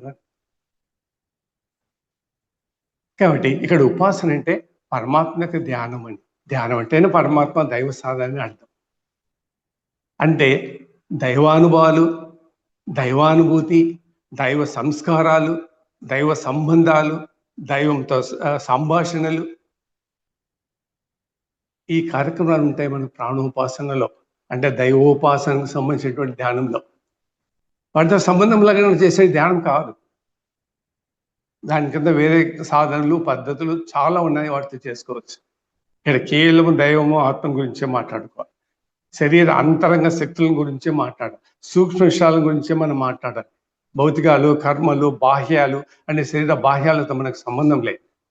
అందుకే మనము శ్వాసోపాసన అన్నాం, శ్వాసపైన ధ్యాస అంటాం, శ్వాసపైన దృష్టి పెట్టడం అంటాం, గమనించడం అంటాం. దాంట్లో ఏం దైవికం ఉంది? నువ్వు గమనించడం, దృష్టి పెట్టడం ఇక్కడ పెట్టాల్సిందే, కానీ లోపల పెట్టలేదు.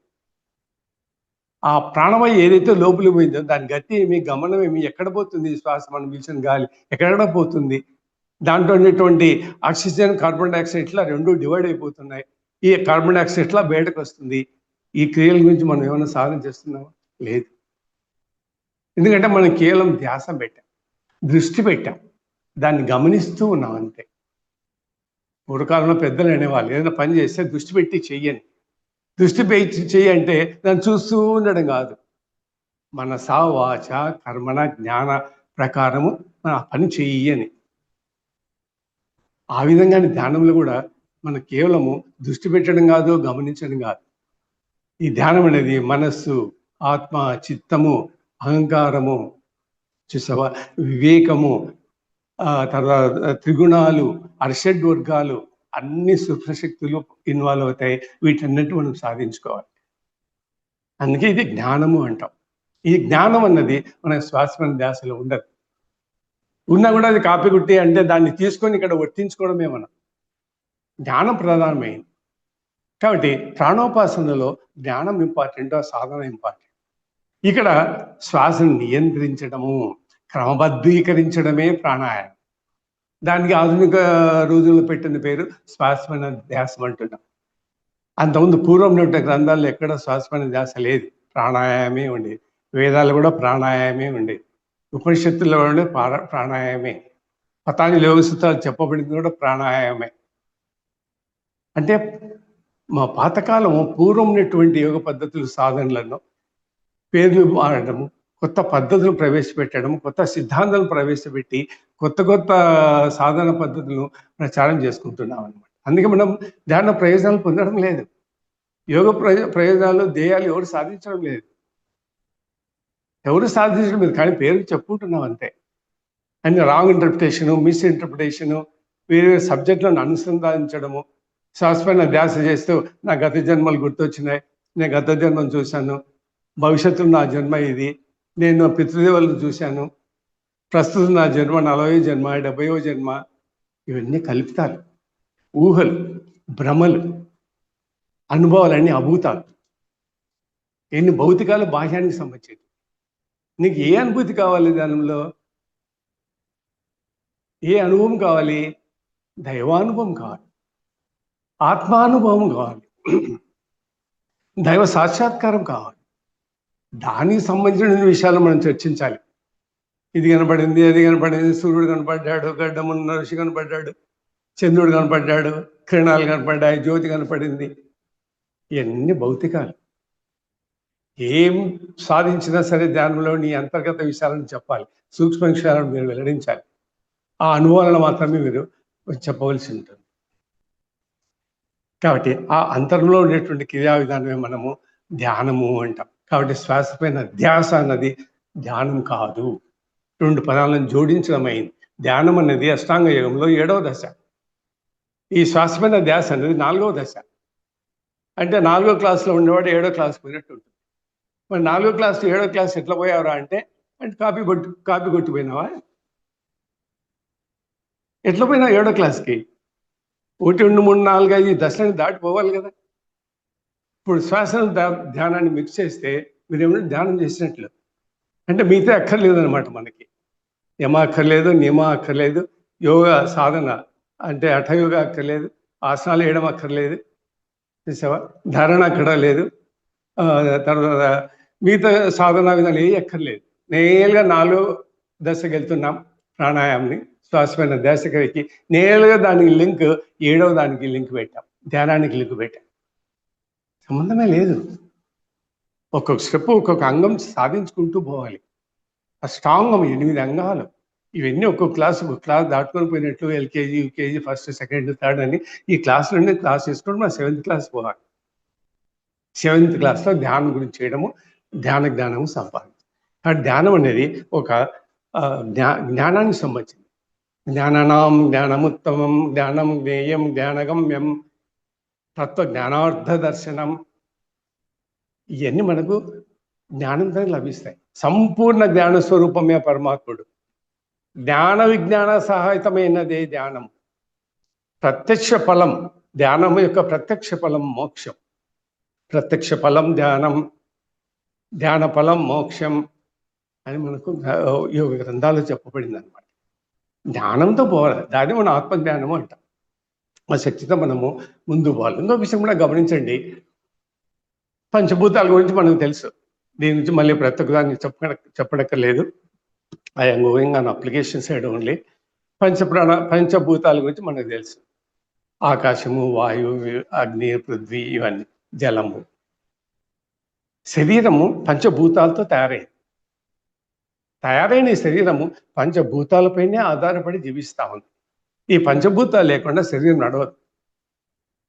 ఈ పంచభూతం మన శరీరం బయట ఉన్నాయి, శరీరం లోపల ఉంటాయి. శరీరంలో ఆకాశం ఉంది, శరీరంలో వాయువు ఉంది. ఆకాశం అంటే స్పేస్, ఖాళీ స్థలం.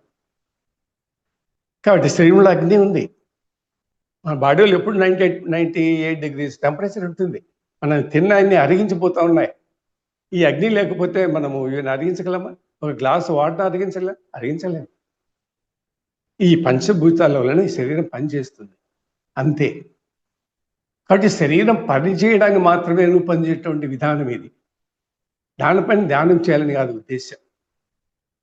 అట్లా అనుకుంటే మరి మనము ఆకాశం పైన ధ్యానం చేయాలి, వాయు పైన ధ్యానం చేయాలి, జలం పైన ధ్యానం చేయాలి, అగ్ని పైన ధ్యానం చేయాలి, పృథ్వీ పైన ధ్యానం చేయాలి. ఇన్ని ధ్యాన పద్ధతులు ఉంటాయా? అంటే పొట్ట ధ్యానము, నోరు ధ్యానము, ముక్కు ధ్యానము, చెవుల ధ్యానం అని చేయాలా? మరి వాయు ఒక్కటే చేస్తుంటే పంచభూతాలలో ఒకదానిపైనే మిగతా 4 భూతాల సంగతి ఏంటి? దాని గురించి మనం పట్టించుకోలేదే. ప్రతి ఒక్క భూతం ఈక్వల్గా ఇంపార్టెంట్ శరీరంలో. మనం ఒక్కటే వాయుని పట్టుకున్నాం. అగ్ని నెగ్లెక్ట్ చేస్తే ఎట్లా? ప్రతి ఒక్కటి మనం జఠరాగ్ని, శరీరం జఠరాగ్ని ఉంటుంది. 98 degrees టెంపరేచర్ ఎప్పుడు బాడీలో ఉంటుంది. తిన్నటువంటి ఆహార పదార్థాలను అరిగించేది ఎవరు? ఆ అగ్ని లేకపోతే కాఫీ, ఒక కప్పు టీ తాగలేము. మరి ఇక్కడ అగ్ని ఇంపార్టెంటా, వాయు ఇంపార్టెంటా? ఇట్లా అనుకుంటే ప్రతి ఒక్క పంచభూతము ఇంపార్టెంటే. శరీర నిర్మాణ రహస్యం తెలుసుకోండి మీరు. సృష్టి ఆవిర్భావము అంటే శరీర ఆవిర్భావ శాస్త్రం చూడండి. ఈ ప్రస్తుత కల్పంలో అంటే ఈ కల్పంలో, ఈ యుగంలో మానవ శరీరంలో పంచభూతాలు 5 భూతాలు ఉన్నాయి. ఈ సృష్టి చరిత్ర చదవండి. ఇతర గోళాలలో, ఇతర సృష్టిలలో, ఇతర కల్పాలలో మానవుని శరీరంలో ఉండింది 3 భూతాలే. ఇంకా కొన్ని గ్రహాలలో 7 భూతాలతో శరీరం తయారైంది. కాబట్టి వాటితో మనకి ఏం పని? అవి చేసుకునే పని అవి చేసుకుంటూ ఉంటాయి. కళ్ళు చూస్తూ ఉంటాయి, ముక్కు గాలి పిలుస్తూ ఉంటుంది, నోరు మాట్లాడుతుంటుంది, చెవులు వింటూ ఉంటాయి, చర్మం స్పర్శ ఉంది. వాటితో నీకేం పని? అవి చేసుకునే పనులు అవి చేసుకుంటాయి. మరి నీ ప్రయత్నం ఏంటి? మనం ఏం చేయాలి? మనం ఏం చేయాలంటే ఈ శక్తులకు మూల శక్తి ఏంటి? ఇన్ని శక్తులు ఉన్నాయి. ఈ శక్తులు కానీ మూల శక్తి ఏది? గుర్తుంచుకోండి, శరీరం జడమైంది. జడమైందంటే తనంతకు తానుగా ఏ పని చేసుకోలేదు సొంతంగా. ఇతరుల యొక్క సహాయం కావాలి. ఆ ఇతరుల యొక్క సహాయం ఏదంటే ఆత్మ. అది ఉంది కాబట్టి ఈ జడ శరీరం పనిచేస్తుంది. ఇప్పుడు ఇంట్లో మనం చూడండి, బల్బులు, ఫ్యాన్లు, ట్యూబులు, ఏసీలు, టిబులు ఉంటాయి. అన్నిటికీ ప్లగ్గులు, స్విచ్ బోర్డు ఉంటాయి, స్విచ్లు ఉంటాయి. దాంట్లో అవన్నీ జడమైనట్టే. Tube జడమైందే, fan జడమైందే. మరి అది ఎలా పనిచేస్తుంది? కరెంటుతో పనిచేస్తుంది. కరెంటు అక్కడి నుంచి ఆ పోల్ నుంచి ఇంట్లోకి వస్తుంది. ఆ స్విచ్ ఆన్ చేస్తేనే అది వెలుగుతుంది, లేకపోతే వెలగదు. అదే మా శరీరం కూడా అంతే. ఈ శరీరంతో జడమైంది. సమస్త ఇంద్రియాలు, అవయవాలు, భాగాలు అన్ని మనకు జడమైనటివే. ఆ ప్రాణం ఉన్నంత వరకు ఈ అన్ని ఇంద్రియాలు పనిచేస్తుంటాయి. ప్రాణం పోతే ఏ ఇంద్రియం పనిచేయదు. అన్ని శరీరం నుంచి బయటకు వెళ్ళిపోతాయి. జీవుడు వీటిని తీసుకొని పోతాడు బయట. డెడ్ బాడీ అయిపోతుంది. అప్పుడు పిని శరీరం అయిపోతుంది అన్నమాట. ఈ విధంగా ఇది పంచభూతాలతో తయారైంది కాబట్టి మనము ఈ యొక్క ఆ పంచభూతాలు ఒకటైనటువంటి వాయు పైన మనం కేంద్రీకరిస్తున్నాం. ఇవన్నీ ఎలా పనిచేస్తున్నాయి, వీటికి వెనకాల ఉండే శక్తి ఏంటో మనము గమనించాలన్నమాట. దీన్ని మనం సాంఖ్యయోగం అంటాం. సాంఖ్యయోగం ఏం చెప్తుంది అంటే, నీ కళ్ళు పనిచేస్తున్నాయి, నోరు పనిచేస్తుంది, చెయ్యి పనిచేస్తుంది, ఏ అంగము, ఏ భాగము ఏది పనిచేయాలో పనిచేస్తుంటుంది. వాటితో మనకి ఏం పని? వీటన్నింటి వెనుక ఉన్నటువంటి శక్తి ఏది? మూలశక్తి దైవం. ఆ దైవాన్ని అన్వేషించడమే ధ్యానం. దానికి ఫలితాలు పొందడమే ధ్యానం. కాబట్టి సాంఖ్యయోగం చదవండి ప్రతి ఒక్కరు. అప్పుడు కానీ మనకు అర్థం కాదు సబ్జెక్టు. ఇదంతా తత్వజ్ఞానానికి సంబంధించింది. భౌతికం వేరు, సూక్ష్మం వేరు, జడం వేరు, చైతన్యం వేరు. క్షేత్రం వేరు, క్షేత్రజ్ఞుడు వేరు. జడం వేరు, చైతన్యం వేరు, భౌతికం వేరు, అభౌతికం వేరు, రూపం వేరు, అరూపము వేరు. ఇట్లా శరీరాన్ని విడగొట్టి అనలైజ్ చేసి ఇన్ని తత్వాలలో దేవుడు దైవత్వం ఎక్కడుందో గమనించి దాన్ని మనం అనుభూతి పొందడమే ధ్యానం. ఇవన్నీ బాహ్యక్రియలే. మెడ ఉంచడము, కాళ్ళు ఉంచడము, గాలి పీల్చడము, కన్నులతో చేసేది, చెవులతో చేసేది. సాంఖ్యయోగం ఒకటెడుతుంది, ఏంటో వాడితో నీకు పని అంటుంది. ధ్యానం నువ్వు ఎందుకు చేస్తున్నావు? నీలో అంతర్లీనంగా ఉన్నటువంటి దైవశక్తిని అనుభూతి పొందాలి. దాన్ని పరిశోధించు. కళ్ళు ఎలా పనిచేస్తున్నాయి, చెవులు ఎలా పనిచేస్తున్నాయి, మన గాలి ఎలా పీలుస్తున్నాం? ప్రాణం ఉంటేనే పీలుస్తున్నాం. ప్రాణం లేదే చూడలేం, ముక్కు గాలి పీల్చలేదు, చెవులతో వినలేం, మాట్లాడలేం, స్పర్శ అంటదు, డెడ్ బాడీ. మరి ఇటువంటి జడమైనటువంటి ఈ శరీరానికి చైతన్యం కల్పించేటువంటి మూలశక్తి ఏది? అదే ఆ ఆత్మనే ప్రాణ రూపంలో ఉండి మన శరీరాన్ని నడిపిస్తా ఉంది. ప్రాణము ఆత్మనే, జీవాత్మ ఆత్మనే, జీవుడు ఆత్మనే, మాయ ఆత్మనే, కుండలిని ఆత్మనే, చక్రాలు ఆత్మరూపమే. ఒకే ఆత్మ అనేక రూపాలను దాల్చి అనేక క్రియలను నడిపిస్తూ శరీర యంత్రాన్ని నడిపిస్తూ ఉంటుంది. ఒక శరీరానికి ఎన్నో భాగాలు ఉంటాయి ఒక యంత్రానికి. అట్లాగా ఈ శరీరంలో ఎన్నో యంత్రాలు ఉన్నాయి. ఇందులో ఏ ఒక్క భాగం పనిచేయకపోయినా కారు స్కూటర్ ఆగిపోతుంది. అట్లే ఇవన్నీ సమానంగా ఉంటేనే శరీరం సమానంగా పనిచేస్తుంది అనమాట. అదే మరి మనం ఏం చేస్తామంటే ఈ వాయువు పీలుస్తుంటాం, ఆ వాయువే ప్రాణశక్తి అంటాం, శ్వాసనే ప్రాణము అంటాం. శ్వాస ప్రాణం కాదు, శ్వాస వేరు, ప్రాణం వేరు. ఎందుకంటే అది బయట నుంచి తీసుకునేది. బయట తీసుకునేటువంటి ఈ వాయువు అంతరించిపోతుంది, శాశ్వతంగా మన శరీరంలో ఉండదు జీవితకాలం. అదే ప్రాణం అయితే శాశ్వతంగా ఉంటుంది.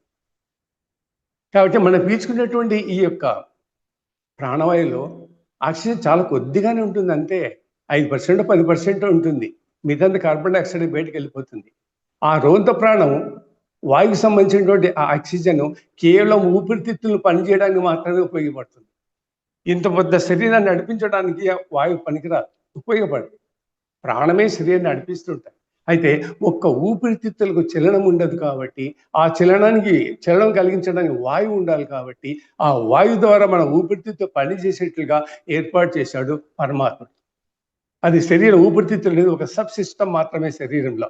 ఇటువంటి ఎన్నో సబ్ సిస్టమ్స్ ఉన్నాయి మన బాడీలో. Mental system, neuro system, ortho system, cardio system, reproductory system,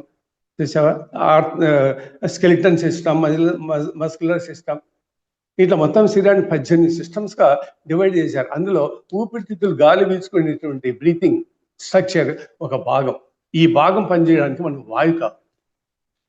ఎందుకంటే ఊపిరితిత్తులు స్వతహాగా చలనశక్తి లేదు. ఊపిరితిత్తులు కదలాలని, మూవ్ కావాలంటే గాలి ఉండాలి. కాబట్టి ఆ ఊపిరితిత్తులు ప్రాణమే వారు. దాంట్లో చాలా స్వల్పంగా ప్రాణం ఉంటుంది. శరీరాన్ని నడపడానికి అది సరిపోదు కూడా. అంతేకాకుండా మనము ప్రాణవాయువు, ఈ ప్రాణము లేదా వాయుశక్తి ప్రాణశక్తిగా మారదు, ఎప్పటికీ మారదు. ప్రాణమే వాయువే. కానీ ఆ వాయువుని కూడా మనం ప్రాణంగా గుర్తిస్తున్నాం, ఎందుకంటే అది కూడా మనకు అవసరం కాబట్టి శరీరానికి. కానీ అది ముఖ్యమైనది కాదు. శ్వాస లేకపోయినా జీవించగలం. ఈ ప్రాణశ్వాసలు ముఖ్యమైనది ఏదంటే మన ప్రాణమే కానీ శ్వాస కాదు. శ్వాస లేకపోయినా మనము యోగా విద్యలో ఉన్నటువంటి వాయుబంధం అనేటువంటి క్రియా విధానం ద్వారా మనం శ్వాస పీల్చకుండానే కొద్ది రోజులు జీవించవచ్చు, లేదా కొన్ని గంటలు జీవించవచ్చు. కానీ ఒక్క క్షణం ప్రాణం లేకపోతే మీరు శ్వాస పీల్చలేదు. ఆ ప్రాణం ఉంది కాబట్టి శ్వాస పీలుస్తుంది. ఎందుకు? ప్రాణం దేవుడు, పరమాత్మ. కాబట్టి ప్రాణం పైన శ్వాస ఆధారపడింది, కానీ శ్వాస పైన ప్రాణం ఆధారపడి లేదు. దీన్ని అందుకే ధ్యాసం అంట. ధ్యాసం అంటే ఏమి? శరీరము, భౌతిక శరీరము, ఆ శరీరము పని చేసేటువంటి కర్తవ్యాలు, డ్యూటీస్, కార్యక్రమాల పైన మన చింత, మననం, దృష్టి పెట్టడమే ధ్యాసం. భౌతిక శరీర కర్మలకు, క్రియలకు, వాటిపైన దృష్టి పెట్టడమే ధ్యాసం అంట. అంటే శరీరము, శరీర అంగాలు, శరీర భాగాలు, అవి చేసేటువంటి క్రియలు, వాటిపైన దృష్టి పెట్టడమే ధ్యాస. తర్వాత బాహ్య శరీరంలో ఉన్నటువంటి భౌతిక వస్తు పదార్థాలపైన దృష్టి పెట్టడం, దీన్ని ధ్యాసం అంట. ఇందులో దైవ సాధన ఉండవు. శరీరంతో నీకేమయ్యా పని? ఈ శరీరంలో దేవునితో నీకు పని. శరీర అంగాలు, భాగాలు, సబ్సిస్టమ్స్ ఉన్నాయి, వాటితో మనకేం పని? మనకు పని ఏంటి? అవి ఎలా పనిచేస్తున్నాయి, దాని వెనుక శక్తి ఏంటి, దాన్ని పరిశోధన చేసి మనం పొందాలి. బాహ్య ప్రపంచంతో మనకేంటి పని? మనకు బాగా అంతర్పనే, అంతర్క్రియనే. కాబట్టి శ్వాసపైన ధ్యాసాన్ని పెడుతుంది. కాబట్టి మనకు కావాల్సింది ధ్యాసం కాదు, మనకు కావాల్సింది అధ్యాసం. అధ్యాసం అంటే ధ్యానం అన్నమాట. ధ్యానంలో ధ్యాస ఉండరాదు, భౌతిక ధ్యాస ఉండకూడదు, సూక్ష్మ ధ్యాస మాత్రమే ఉండదు.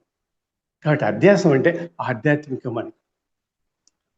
కాబట్టి అధ్యాసం అంటే ఆత్మ అని.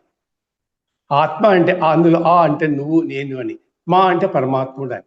అంటే నేను పరమాత్ముడును, నీవు పరమాత్ముడిని గుర్తు చేసుకోవాలి. అందరూ మీనింగ్ అదే. ఆత్మ, ఆ అంటే నీవు నేను, మా అంటే పరమాత్ముడు, నీవు పరమాత్ముడివే, నేను పరమాత్మునే. అంటే మనం పరమాత్మ కాదు, పరమాత్మ స్వరూపులం, మనం అంశలం. పరమాత్మని శరీరాన్ని అప్పగించుకోవాలి. అంటే పరమాత్ముడే భౌతిక రూపం దాల్చాడు, శరీర రూపం దాల్చాడు. కాబట్టి మనము దైవత్వం అని శరీరం ద్వారానే, శరీరం లోపలనే, శరీర సాధనలతోనే మన దైవత్వాన్ని పొందాలి. అది ఆత్మ అంటే. ఆ అంటే ఆత్మ, ధ్యా అంటే ధ్యాసం. దేనిపైన ధ్యాసము? ఆత్మపైన ధ్యాస ఉండాలి, కానీ శరీర భాగాలపైన, శరీర భాగాలు పనిచేసే క్రియా విధానాలపైన కాదు. ఉదాహరణ శ్వాసపైన ధ్యాస, అది ఒక అంగం, ఒక సిస్టమ్, గాలి పీల్చుకోవడం, బ్రీతింగ్ ప్రిన్సిపల్స్. అది ఎట్లా పనిచేస్తుంది? మనకి ఏం పని? ఏదైనా చిన్న చిన్న స్వల్ప ప్రయోజనాలు ఉండొచ్చు, అది వేరే విషయము. దైవికంగా దైవ ధర్మాలకు ఏం సంబంధం లేదు. ఆ విధంగా మనము సబ్జెక్ట్ అనలైజ్ చేసుకోవాలి, ఏం చేయాలి సాధన, మనం ఏం చేయకూడదని. కాబట్టి ఈ ఆక్సిజన్ ప్రాణం కూడా అంతే. కాబట్టి రెండిట్లో ముఖ్యమైనది అది ధ్యాసము, అధ్యాసం అనేది గుర్తుపెట్టుకోవాలి. ఇంకొక శరీర ధర్మాలు గుర్తుపెట్టుకోవాల్సింది అంటే మనము గ్లాండ్స్ అంటాం, గ్రంథులను గుర్తుపెట్టుకోవాలి. మొత్తం శరీరంలో 16-18 గ్లాండ్స్ ఉన్నాయి, గ్రంథులు అంటాం. అదే మన సూక్ష్మ గ్లాండ్స్ కూడా ఉంటాయి. గ్లాండ్స్ అంటే చూడండి, పీనల్ గ్లాండ్, పిట్యూటరీ గ్లాండ్ అంటాం, చూసావా? అవన్నీ గ్లాండ్స్, గ్రంథులు రసాలను ఉత్పత్తి చేస్తాయి. అటువంటి 2 రకాల గ్లాండ్స్ మన శరీరంలో పనిచేస్తుంటాయి. అవి సూక్ష్మమైనవి అనమాట. అది ఏదంటే ఒకటి జడమైంది అనమాట, ఇంకోటి చైతన్యమైంది. జడమైంది ధ్యానం, జడమైంది ధ్యాస, శ్వాసపైన ధ్యాస. చైతన్యం అనేది ఆత్మపైన ధ్యాస. కాబట్టి మనకు కావాల్సిన అధ్యాసం కానీ ధ్యాసం కాదు. జడం అంటే చైతన్యం లేని ఒక వస్తు పదార్థము. శరీరం జడమైంది, దాంతో మనకేం పని? ఈ శరీరం ఒక చైతన్యంతో పనిచేస్తుంది. ఆ చైతన్యం ఏది? ఆ చైతన్యాన్ని పొందడానికి మనం ధ్యానం చేసుకోవాలి. చైతన్యం అంటే సొంతంగా పనిచేస్తుంది. ఇప్పుడు శరీరం లోపల మనకు ఆత్మ ఉంది కాబట్టి, చైతన్యం ఉంది కాబట్టి, మొత్తం శరీరం అంతా తన పని తాను చేసుకుంటా ఉంది. అదే శ్వాస, ఆ ప్రాణం పోయిందనుకోండి, ఏ ఇంద్రియము శరీరంలో పనిచేయదు. కాబట్టి ఆక్సిజన్ సిలిండర్ పెట్టి మొక్కల్లో కొంచెం బతికించవచ్చు, కానీ శాశ్వతంగా మనం జీవింపజేయలేము ఒక వ్యక్తిని. శ్వాసతోనే ప్రాణము ప్రధానమైందనమాట. ఆ విధంగా ధ్యాసం అధ్యాసం మనము అండర్స్టాండ్ చేసుకోవాలన్నమాట. అదే మరి ధ్యాస గ్రంథి అంటాం, అధ్యాస గ్రంథి అంటాం. ధ్యాస గ్రంథి అనేది జ్ఞానానికి సంబంధించింది, జ్ఞానంతో ధ్యానం చేసుకుంటూ పోవాలి. అధ్యాస గ్రంథి అంటే అజ్ఞానము, మూర్ఖత్వము, అమాయకత్వము, వివేకం లేకపోవడం. అంటే దేనిపైన ఏంటి? దానిపైన ధ్యానం చేసుకోవడం. అంటే శరీర భాగాలను ఉంచడము, దాని యోగా అని పేరు పెట్టడం, శ్వాస పీల్చడం, దాని ధ్యానం అని పెట్టుకోవడము. కానీ ఆపాదించడము, దానిపైన థియరీ అంతా చాలా పెద్ద పెద్ద విషయాలు చెప్తారు. మరుజన్మ అంటారు, గత జన్మ అంటారు, ఇతర లోకాల ప్రయాణం అంటారు, ఐశ్వర్యాలు లభిస్తాయంటారు. శాశ్వత అయినట్లు లభిస్తాయి. సంపదలను సుఖాలకు దూరంగా ఉండాలని కదా ధ్యానం చేసేది. మళ్ళీ ధ్యానంలో అష్టైశ్వర్యాల కొరకు చేసుకుంటే ఎట్లా? సంపదల కొరకు చేసుకుంటే ఎట్లా? సుఖాల కొరకు చేసుకుంటే ఎట్లా? భౌతిక ప్రయోజనాల కొరకు చేసుకుంటే ఎట్లా? కాబట్టి ప్రయోజనం మనకు లౌకికంగా ఉంటాయి, పారమార్థికంగా ఉంటాయి. మనకు లౌకిక ప్రయోజనాలు కావాలన్నా పారమార్థిక ప్రయోజనాల కొరకు చేస్తున్నాం అనేది మనం గుర్తించాలన్నమాట. అటువంటి ధ్యేయంతో మనము ముందుకు పోవాలి. దాన్ని మనం అధ్యాసము అంటాం. ధ్యాస గ్రంథి, అధ్యాస గ్రంథి. జడ గ్రంథి, చైతన్య గ్రంథి. ఇంకోటి అధ్యాసకము అని ఉంది. అధ్యాసకము అంటే అధ్యాసకం కూడా ధ్యాన క్రియలో ఒక భాగం, అంటే సాధించబడినవి అని అర్థం. అధ్యాసికము అంటే ధ్యానం చేసినట్టు ఏం సాధించావు? జ్ఞానం సంపాదించాను. సంపూర్ణ జ్ఞాన స్వరూపమే పరమాత్ముడు అని చెప్పాను. జ్ఞాన విజ్ఞాన సహితమైనదే ధ్యానం. ఏ జ్ఞానం, ఎటువంటి జ్ఞానం మనం సంపాదించాం, దాన్ని అధ్యాసికము అంట. ధ్యాస గ్రంథి ఎప్పుడు నశించిపోతుందో అప్పుడు అధ్యాస గ్రంథి పనిచేస్తుంది. మనకు ధ్యాస గ్రంథి ఉన్నంత వరకు ఎప్పుడు మన ధ్యాస అంతా భౌతికపైనే ఉంటుంది. భౌతికమైనటువంటి శరీర భాగాలపైన మన చింత ఉంటుంది. శరీర అవయవాలు చేసే పనులపైన మన దృష్టి ఉంటుంది. ఆ ధ్యాస గ్రంథి నశించాలి, జడ గ్రంథి నశించాలి. చైతన్య గ్రంథిని అభివృద్ధి చేసుకోవాలి. కాబట్టి అధ్యాస గ్రంథిని డెవలప్ చేసుకోవాలి. అధ్యాస గ్రంథి అంటే జ్ఞాన సంబంధమైనటువంటి ధ్యాన విద్య. కాబట్టి వాయువులో కూడా దైవశక్తిని గుర్తుపెట్టుకోండి. ఇప్పుడు ప్రాణంలో దైవం ఉంటుంది అంటే ప్రాణాన్ని ప్రాణంలో నిక్షిప్తమైనటువంటి దేవునికి సమర్పించుకోవాలన్నమాట ప్రాణాన్ని. అదే మరి శ్వాసక్రియలో దైవము, దైవత్వము, దైవ సాధన నిక్షిప్తమై ఉన్నాయి. కానీ మనం చేయడం లేదు. ఓన్లీ భౌతికంగానే చూస్తున్నాం. ఏదో ఒక సులభమైన సాధన ఆయన చేస్తున్నాం. ధ్యానమే కాదు, యోగ విద్యనే కాదు, శ్వాసమైన ధ్యాస. ఇది ఒక స్మాల్ క్రియ సంపూర్ణమైనటువంటి జీవన విధానానికి ఎన్ని ఉపయోగపడదు. కాబట్టి సంపూర్ణమైనటువంటి జీవితాన్ని మనకి ఏం కావాలంటే సంపూర్ణమైనటువంటి యోగం కావాలి. ఆ సంపూర్ణమైనటువంటి యోగము ఒకటే సృష్టిలో ఉండేది, అదే వేదయోగము. ఆ వేదయోగం ఏం చెప్తుందంటే ఆత్మ అని చెప్తుంది. దాన్ని బోధించే ఇప్పుడు ఎవరు లేరు, సాధన చేసేవాళ్ళు లేరు. అదే మాదిరి వేదాలు ఈ యోగం చేయండి, ఈ ధ్యానం చేయండి అని ఎక్కడా చెప్పలేదు. వేదాలు చెప్పేది ఏంటంటే ఈ మొత్తం ఈ యొక్క శక్తిని, పవర్ను గురువు చేతికి ఇచ్చేశారు. ఇది గురువు యొక్క బాధ్యత. ఎవరు అర్హులు ధ్యానం చేయడానికి, ఎవరు అర్హులు కారు, గత జన్మ వృత్తాంతం ఏంటి, అప్పుడు జీవన విధానం ఏంటి, ఈ ధ్యానాన్ని అర్హుడా లేదా అని డిసైడ్ చేయవలసిన వ్యక్తి గురువు. ఆ కాలంలో అటువంటి గురువులు ఉండేవారు. సమస్త గ్రంథాలను పట్టించి ఆ సారాంశాన్ని ఓడబోసి తీసేటువంటిదే వేదయోగం. అటువంటి దేవస్థానాలు ఈ కాలంలో ఎవరు ఉన్నారు? శాస్త్రబద్ధమైనటువంటి ప్రామాణికమైనటువంటి జ్ఞానాన్ని గురించి బోధించే వాళ్ళే లేదు. అదే ఏకైక ధ్యానము, వేదయోగము అంట. దాని సంపూర్ణ యోగం అంట. మనం చేసేటన్ని అసంపూర్ణమైనటువంటివి. ఏదో ధ్యానంలో చిన్న చిన్న సముద్రం ఒడ్డున గవ్వలు ఏర్పడినట్లు ఒక్కొక్క సాధన చేసుకుంటూ పోతున్నాం. దానివల్ల ధ్యాన ప్రయోజనాలు ఎప్పుడు లభించవు. సంపూర్ణమైనటువంటి జీవితానికి సంపూర్ణమైనటువంటి ధ్యానం చేయాలి. కానీ శ్వాసమైన ధ్యాస అనేది సంపూర్ణమైనటువంటి ధ్యాన విద్య కాదు, సూక్ష్మక్రియ. చేసుకోవచ్చు, లేకపోతే అలా అదొక ఫ్యాషన్ అయిపోయింది ఈ రోజుల్లో చేసుకోవడం. కానీ ధ్యానం కాదు. ధ్యానంలో ప్రధానము అంతర్ముఖం, అంతరంగం, ఏకాగ్రత, ఏకాంతము, మౌనము, మననము, చింతన, మనస్సు, బుద్ధి, వీటిపైన కాన్సన్ట్రేట్ చేసేదే ధ్యానం. ఈ క్రియలు, ఈ పాయింట్ నేను చెప్పాను చూసారా, ఇవన్నీ మనకు శ్వాస ధ్యాసలు ఉండవు. ఎందుకంటే మన దృష్టి అంతా శ్వాస పైన.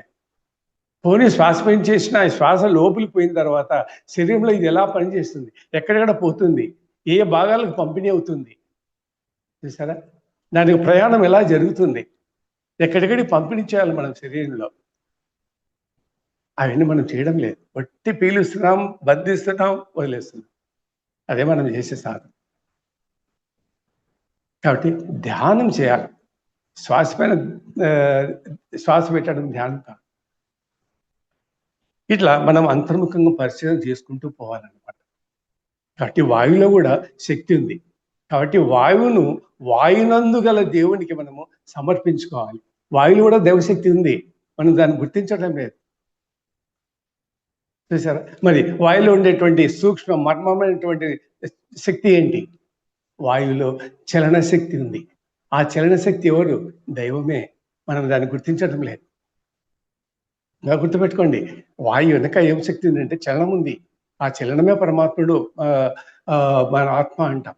అదే మరి ప్రాణం లోపల ఒక శక్తి ఉంది, ప్రాణశక్తి, దైవం. ఆ దైవాన్ని మన ప్రాణాన్ని అర్పించుకోవాలి. అదే మాదిరి శ్వాసను కూడా మనం పరమాత్మని అర్పించుకోవాలి. వాయువునందు నిక్షిప్తమైనటువంటి పరమాత్మకు మనం శ్వాసను అర్పించుకోవాలి. దాన్ని మనము అజప గాయత్రి ధ్యానము అంటాం. మనం చేయవలసింది అజప గాయత్రి ధ్యానం. చాలా మంది గాయత్రి జపము, గాయత్రి మంత్రం చాలా టాప్ ప్రయారిటీ ఇస్తుంటున్నారు. కాదు, యోగ జ్ఞానంలో, యోగ శాస్త్రంలో అజప గాయత్రి మంత్రమే చేయాలి. అజప అంటే ప్రాణం, అంటే మనలో ఉన్నటువంటి జీవుడు ప్రతిరోజు 31,600 శ్వాసను పీల్చి పరమాత్మను సమర్పించుకుంటాడు అంతరంగంలో, శరీరంలో. ఆ క్రియ మనం గమనించలేకపోతున్నాం. మనం బాహ్యంలో శ్వాస పైన దృష్టి పెట్టాం. ఈ శ్వాస పీల్చేది ఎవరు? నీవానేనా? కాదు, శ్వాస పీల్చే జీవుడు. ఆ రహస్యం కూడా మనం తెలుసుకోవాల్సి ఉంటుంది అన్నమాట శ్వాసక్రియలో. శ్వాసక్రియలో చాలా దైవ సాధనలు, దైవ జ్ఞానం నిక్షిప్తమై ఉంది. వాటి గురించి మనం తెలుసుకోవడం లేదు. నేను శ్వాస పైన ధ్యాస చేస్తున్నాను, నేను శ్వాస పీలుస్తున్నాను, నేను ధ్యానం చేస్తున్నాను అనుకుంటుంటాం. కాదు, శ్వాస పీల్చేది జీవుడు, ధ్యానం చేసేది జీవుడు, నీవు కాదు. నీవు భౌతిక శరీరం, నీ జడ శరీరం, అది ఉపయోగపడదు ధ్యానానికి. కాబట్టి ఆ జీవుని పైన మనం దృష్టి పెట్టాలి. కాబట్టి వాయువులో నిక్షిప్తమైనటువంటి ఆ దేవునికి మనం సమర్పణ చేసుకోవాలి. అదే మరి చూడండి, అగ్నిలో ఒక చైతన్యం ఉంది, నిక్షిప్తమైన శక్తి ఉంది. అదే ఏది? తాపం. వేడి ఉంటే మనకు తాపం ఉంటుంది శరీరాన్ని, చూసాం. ఎందుకు? ఆ తాపశక్తి అగ్నిలో ఉంది. అది దైవశక్తి. సముద్రం కదులుతుంది, సముద్రంలో అలలు వస్తూ ఉంటాయి, అంటే దానికి స్పందన శక్తి ఉంది అనమాట. సముద్రం నుంచి అలలు వస్తున్నాయంటే సముద్రం నుంచి రావడం లేదు. ఆ సముద్రానికి ఒక అంతరశక్తి నిక్షిప్తమైంది, అదే స్పందన శక్తి. ఆ స్పందన శక్తియే పరమాత్మ. ఆ పరమాత్మ శక్తి వల్లనే ఆ శక్తిని సముద్రానికి ఇచ్చాడు. సముద్రం కదలమని, లేకపోతే అలలు, బబుల్స్, తుంపర్లు రావాలని దైవశక్తి సృష్టి విధానం. ఇప్పుడు డాన్సర్ ఉంది, డాన్సర్లో అంతర్లీనంగా ఉండేటువంటి శక్తి ఏంటి? డాన్స్. సింగర్ ఉన్నాడు, సింగర్లో అంతర్లీనంగా ఉండే శక్తి ఏంటి? పాట పాడే శక్తి, సింగింగ్ కెపాసిటీ. చూస్తారు, నాట్యం చేస్తుంటుంది. ఆ నటన చేసే వ్యక్తులు మూలశక్తి ఏది? నాట్యం చేసేటువంటి కౌశలం, నటన చేసేటువంటి శక్తి ఉండాలి. మనం కాటక పెట్టుకుంటున్నామంట, కాటకలో ఏముంది? కాటకలో నలుపు ఉంది. మనం నలుపుని పెట్టుకుంటున్నాం, కానీ నలుపు పెట్టుకుంటున్నాం, మనం కాటక పెట్టుకుంటున్నామంట. కానీ కాటకలో అంతర్లీనంగా ఉన్నటువంటి శక్తి ఏది? నలుపు శక్తి. ఆ నలుపే ముఖానికి అందం ఇస్తుంది. తర్వాత కొన్ని ఆరోగ్య ప్రయోజనాలు కూడా ఉన్నాయి, అది వేరే విషయం. కాబట్టి ఆ నలుపులో అంతర్లీనమైనటువంటి శక్తి ఏది? అదే శ్రీకృష్ణుడు భగవద్గీతలు చెప్తాడు, మీరు విషయం చూసుకోండి. మీ చివరి ఊపిరి అంటే చివరి శ్వాస వదిలే లోపలే శ్వాస గురించి తెలుసుకోండి. ఆ ఊపిరి నేనే అంటాడు. ఇంకా ఇంతకంటే మనకు రహస్యం ఏం కావాలి చెప్పండి? మన ఊపిరి వదిలే లోపల ఆ ఊపిరిలో ఉండేది ఎవరు అని తెలుసుకోమంటున్నాడు కృష్ణుడు. ఇటువంటి గ్రంథాలన్నీ మనం చదివితే అర్థమవుతుంది. ఆ ఊపిరి నేనే అంటాడు మళ్ళీ చివరికి. ఆ ఊపిరి నేనే. కాబట్టి ఆ శ్వాస పీల్చేది కుండలినియే, మనం కాదు. కుండలి శక్తి వల్లనే మన ప్రాణం సప్లై అవుతుంటుంది, ఉచ్ఛ్వాస నిశ్వాస పీలుస్తుంటాం. కుండలిని ఎప్పుడైతే తన యొక్క ఫంక్షన్, కర్తవ్యాలను, డ్యూటీలను, విధులను నిర్వహించదో అప్పుడు శ్వాస పీల్చలేము, ప్రాణం కూడా వెళ్ళిపోతుంది. కాబట్టి శ్వాస కూడా మూలం కుండలినియే. ఇట్లా దైవశక్తులని మనం గ్రహించాలి. కాబట్టి శ్వాసపైన ధ్యాస మనం చేస్తున్నామంటే ఆ ఊపిరి ఎవరు పీలుస్తున్నారు, ఆ శ్వాసను ఎవరు పీలుస్తున్నారు, ఆ శ్వాసంలో నిక్షిప్తమైనటువంటి శక్తి ఏంటి అన్నది తెలుసుకోవడమే శ్వాసపైన ధ్యాస. కాబట్టి ఇట్లా శరీరంలో 96 తత్వాలు ఉన్నాయి. ఈ 96 తత్వాలు వెనుక ఉన్నటువంటి శక్తి ఏంటి? మనం ఒకదానిపైన అందరూ ఒక్కొక్క విధంగా స్నానాలు చేసుకుంటూ పోతున్నారు. ఈ 96 శక్తులను, తత్వాలను నడిపించేటువంటి మూల శక్తి ఏది? అదే ఆత్మ. మనం చేసుకోవడం కాదు. శరీరం యాంత్రికంగా జరుగుతుంటుంది, శరీర శ్వాస కూడా యాంత్రికంగా జరుగుతూ ఉంటుంది. మనం ప్రత్యేకంగా ధ్యానం చేసి శ్వాస నియంత్రించలేదు. కాబట్టి శ్వాసను నియంత్రించడానికి ప్రజలు జీవించడం లేదు. కోట్ల మంది 90% శాతం ప్రపంచంలో శ్వాస కొరకు ధ్యానం చేసేవాళ్ళు ఎవరు లేరు. ప్రాణాయామం పని చేసేవాళ్ళు లేరు. ఇది ఒక యాంత్రిక సాధన. శరీరం పని చేస్తూ ఉంటుంది, కళ్ళు చూస్తున్నాయి, దానిపైన మనం ధ్యానం చేస్తున్నామా? చెవులు వింటున్నాయి, మనం దానిపైన ధ్యాస పెట్టామా? నోరు మాట్లాడుతుంది, దానిపైన ధ్యాస పెట్టామా? ఈ నోరు ఎలా మాట్లాడుతుంది, కళ్ళు ఎలా చూస్తున్నాయి, దీని వెనుక శక్తి ఏంటి, చెవుల వెనుక శక్తి ఏంటి? మరి వాటిపైన కూడా మనం ధ్యానం చేయాలి కదా. వాటిపైన చేయడం లేదే. ఇది ఎందుకు ముక్కు పైన పట్టుకున్నాం మనం? కాబట్టి కుక్కలు, నక్కలు కూడా శ్వాస పీలుస్తాయి. ఎన్నో జీవరాశులు ఉన్నాయి, ఆ శ్వాసని పీల్చవు, వాయుపైన డిపెండ్ కావు. కుక్కలు, నక్కలు కూడా శ్వాస పీలుస్తున్నాయి అంటే అప్పుడు కుక్కలు, నక్కలు కూడా మోక్షం రావాలా? లేదు కదా, సృష్టి విధానం కాదు కదా. ఈ విధంగా మనం శ్వాసం గురించి, దైవ ధర్మాలు, దైవ లక్షణాలను గురించి తెలుసుకోవాలి. ఇది ఒక భౌతిక క్రియ కాదు, బాహ్య క్రియ కాదు. అదే ప్రాణోపాసన, శ్వాసపైన ధ్యాస అంటే. ప్రాణోపాసన అంటే ఓ దైవ సాధన, దైవాన్ని ఉపాసించడము. శ్వాస కూడా ఉపాసనే, కానీ మనం ఉపాసన చేయడం లేదు. శ్వాసను నియంత్రిస్తున్నాం, లేదా శ్వాస పైన ధ్యాస పెడుతున్నాం. రెండూ తప్పే. ఈ రెండూ అవసరం లేదు. అసలు ప్రాణాయామం కానీ శ్వాస పైన ధ్యాస కానీ అవసరమే లేదు. అవి ప్రాథమిక క్రియలు, బాహ్య క్రియలు, ధ్యానంతో సంబంధం లేవు. ఇవి అష్టాంగ యోగంలో ఒక భాగము.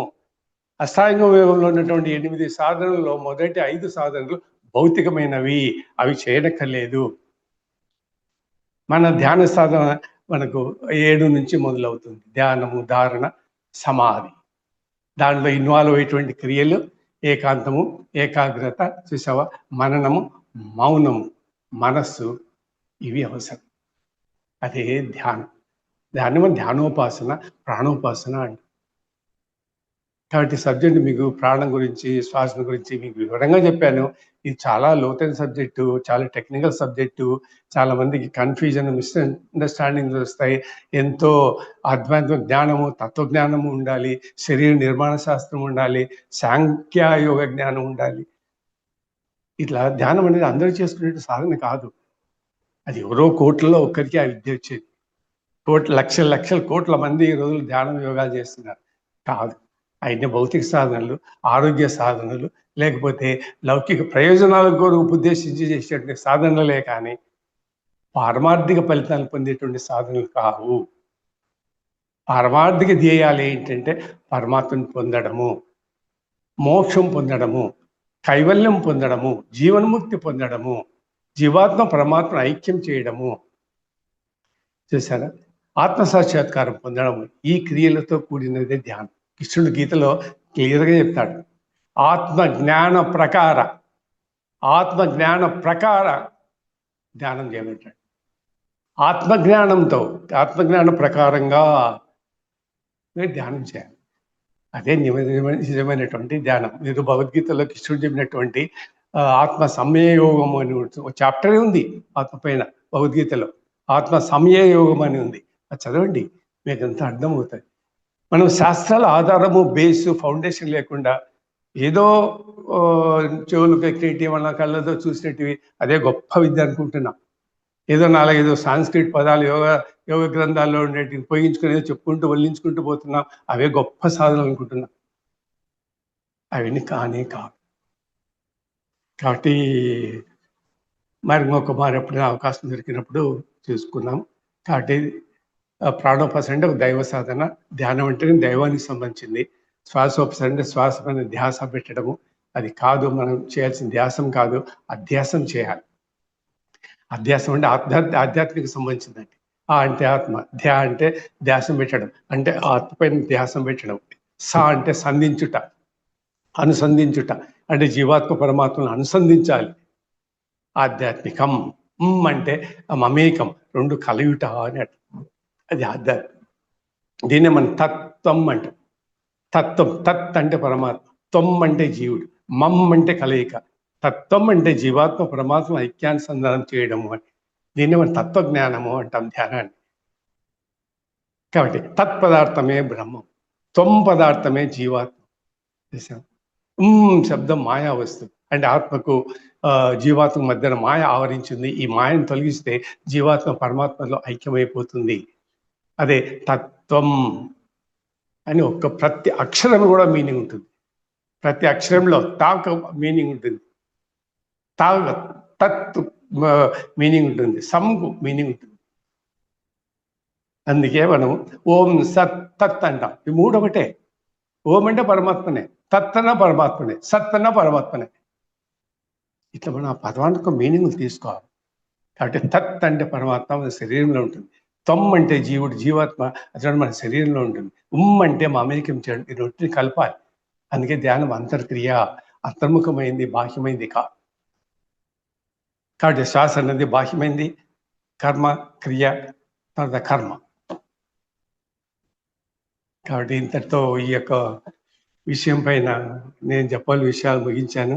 ఇంకొక అవకాశం ఎప్పుడైనా దొరికినప్పుడు ఇంకా వివరంగా మనము తెలుసుకున్నాం.